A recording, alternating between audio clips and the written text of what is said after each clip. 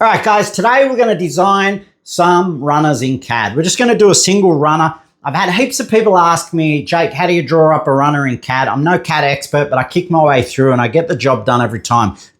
It's because we offer these, so a set of 4 in the whatsies or single 8s for about 800 Australian dollars. So we get people asking us about all the time, how do we draw it? Guys, you don't even need to draw them. If you just send us the window profile and what CSA you need at the plenum, we'll populate it, show you before it goes into production. That's easy, because a lot of people say, where do you get the billet tube from or the extrusion? None of our runners are extrusion. These are all CNC'd. 6061 out of a billet blocker alloy. So we can put whatever cross-sectional area the engine actually needs for the RPM. This is why we have really good success with our intakes. You've seen this in our manifold build program. So today I was going to show you quickly how we draw these up. Let's go.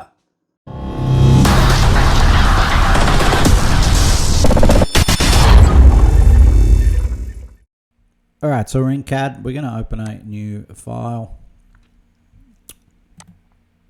And we're just going to go in and set our units again. So set them to what you want to work in, whether it be millimeters or inches. We're just going to work in millimeters. All right, so we're going to do a 3D runner. We've had a few people asking about how to do this. So I'm just going to run through some really easy ways to populate an actual runner in AutoCAD. So we're just going to put up a construction layer. We're just going to call that con, and we're going to make it yellow. I generally like to do a ton of layers, especially when we're doing our head plate design. So if you want a video on that, let me know. Just put it in the comments and I'll show you how to do formats for that, because even the same cylinder head over years tends to change a little bit. So your AFR 210 isn't what it was 20 years ago, and you might have to modify that file. So the reason I do construction lines and base lines and bolt lines and everything, so I can go into that drawing and offset the line really quickly and make adjustments to files that we already have.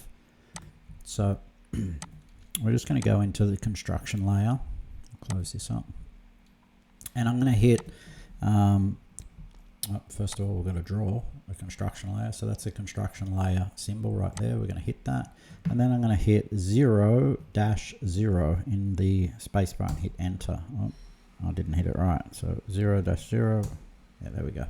And I'm going to come down here and hit the right angle, which means I can only have right angle lines. 1, 2. So hit it twice, escape. Now we'll get our little hand, move it over. Now we're going to hide the UCS. Just so it's out of the way.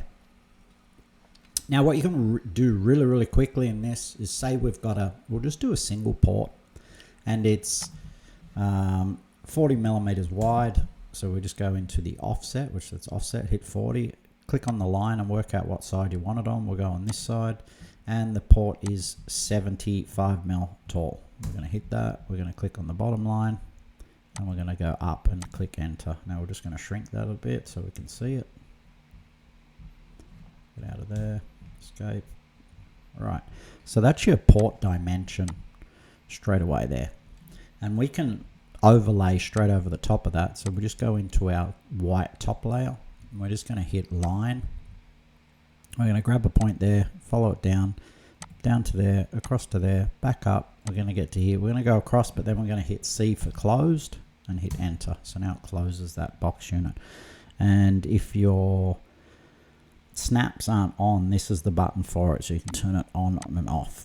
And you can sorry, you can select what you want your snaps to do in here. So whether you wanted a node, a quadrant, an intersection, so we're basically using an intersection here, or an endpoint or whatever. So let's just get out of there. So now we have a basic port dimension. So now what we're going to do is we're going to turn our con lines off. So now we're left with a port. We're going to hit escape. We're going to come over here and zoom window, because we just want to focus on this.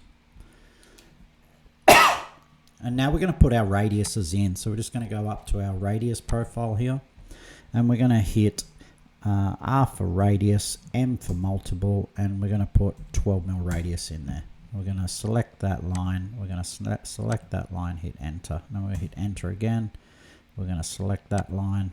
My multiples didn't work, of course.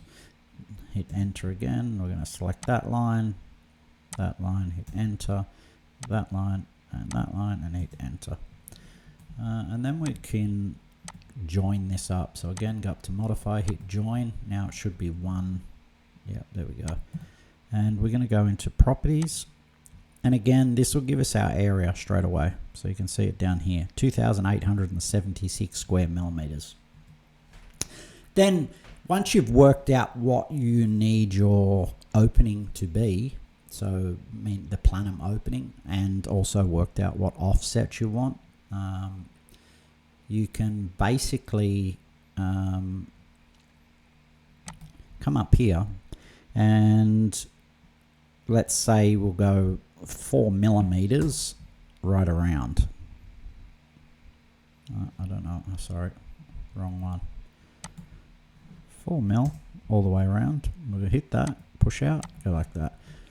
Now when we hit that, we're going to get an area, 37.6. So let's say that's our target. That's what we need it to be. So now we're going to go to a angle shot. We're going to hit this corner here. You can do it up in this top section, views. We're going to go into 3D modeling. We're going to shrink that back a little bit, and then we're going to hit the 3D move, which we're going to highlight the outer ring. Wait for it. And we're going to grab our x-axis and take it up. And then as we do that, we're going to punch in the bottom line now, say 110 millimeters, and hit enter. So now we have the opening of our plenum window and our port window at 110 millimeters apart. So runner length is 110, and you can just see that there. See, that's in 3D. You can also play with offsets. We didn't do that. So say you wanted this wall on that wall and the floor on there, then you just lift it up into place. But we won't get into that at the moment. But now what we're going to do is we're going to use the offset tool again, and we're going to go 3.5 mil for the port window. That's roughly how thick I do them. And the top one we're going to do at 4.5. Hit enter, and same thing. So now we have the inner and outer wall of the runner itself. So from here we're going to go up to extrude, and we're going to select loft.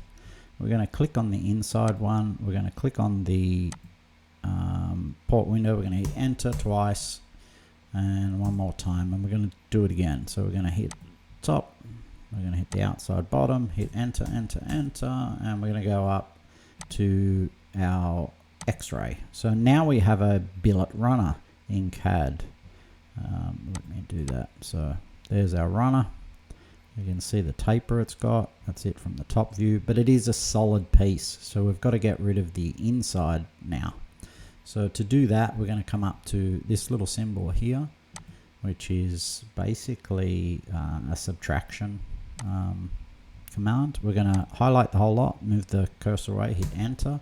Then we're going to highlight the part we want to lose. So just move it around till it just highlights the inside only.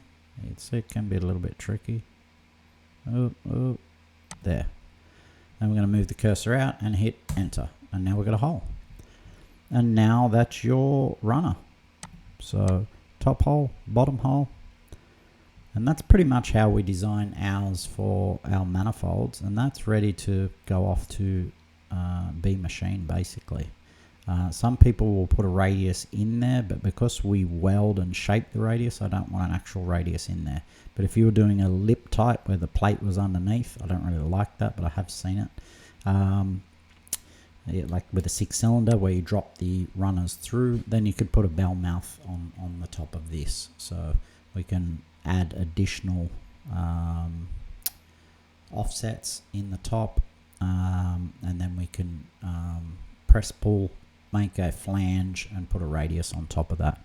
So there you go. That's basically how to make a 3D runner in AutoCAD. Pretty straightforward. Yeah.